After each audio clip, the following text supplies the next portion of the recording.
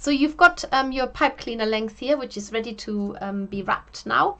And for this, you need to use the other bit of the pink that you left to one side.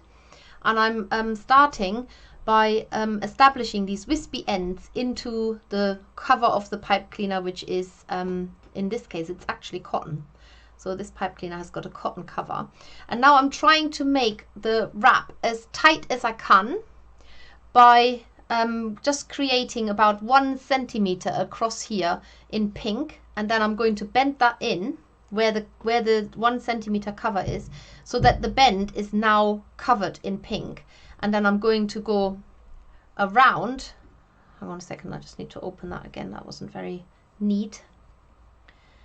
So then I'm bending it, and now I'm going to go round over the bent part and the rest of the pipe cleaner by wrapping the wool around. Sometimes it works better to actually twist the pipe cleaner and let the wool run from the other side, so you can keep a really nice tension, and that makes a really neat wrap on there. So that's one way of doing it. Now I don't want to go all the way across, I want to go to approximately the middle, and if you've got a little bit much like I have here, just gently tear it off.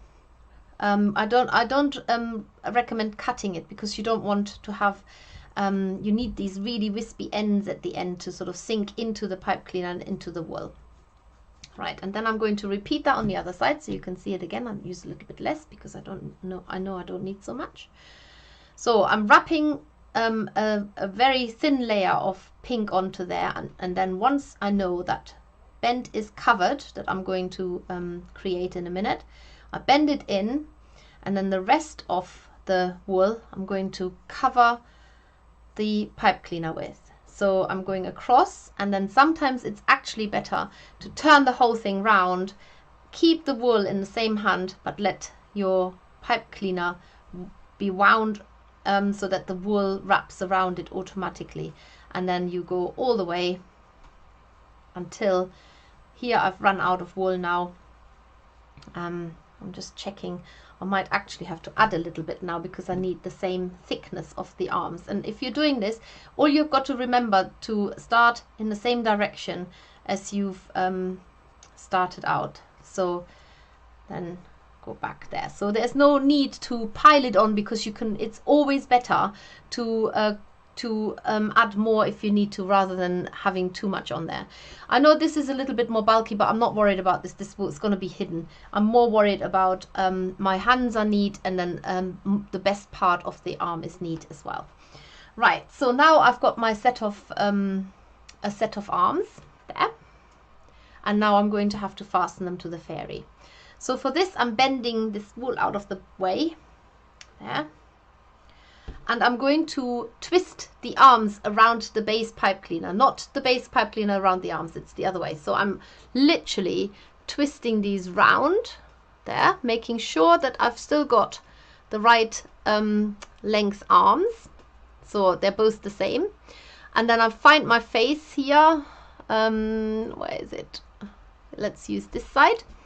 And I'm going to push the pipe cleaner arms up, so that they sit right under the head now, facing in the right way. I'm looking at the face, you're looking at the back. There you go. And then you use these wispy ends to furthermore secure the arms. So you just wrap them and let them finish at the pipe cleaner end, so that they literally just disappear there. And then you do the same with the other one. There, and wrap it around. So you're just basically taking care of these loose ends so that they're not in the way and that they're secure, and they're gone. If you have got an extra bit of pipe cleaner like I have, you could cut it off, or you could bend it up if you wanted to, just out of the way. So that's what my fairy looks like now. Not much of a fairy yet, right? But it will be. That's the same with needle felting. Sometimes you just have to look beyond what you can see and just trust that it's going to be turning into something beautiful.